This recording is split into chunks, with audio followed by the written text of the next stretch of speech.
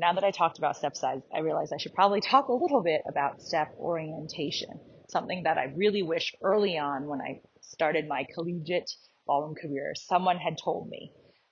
Maybe you already know this, but just in case, one of the sort of most important things to understand is that there are no straight steps backward in smooth or standard, as far as I know.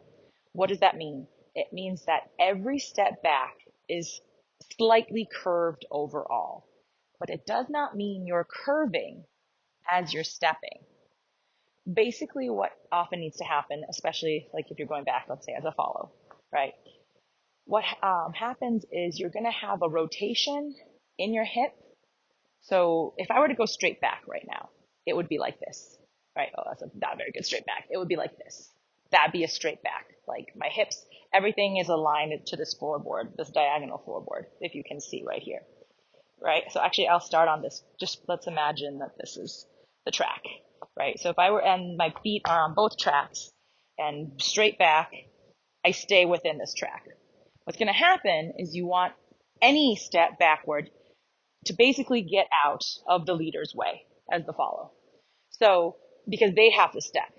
So what you'll usually do, depending on which foot you're going on, let's say you're going on this foot, the right foot, you're going to slightly shift your hip and then you're going to take a step back. Now you see this foot is no longer on this track. It's up here. But from this perspective, it's still a straight back step for me. It's just my hips are curved. So do that again. Hip curve, or like hip shift, hip rotate, I think is what, hip rotate, step back. That's how you can take a really large step without falling over and going back and slightly curving your steps. If you try to curve, and I can't even do it. If you try to basically curve and step at the same time, you're going to be really off balance all the time. I'm still working on that because I have that bad habit. But you want to like twist the hips a little bit, extend the leg, and then take that step. I might have overdone it there, over twisted. I'm still working on that. See, and you're much more stable.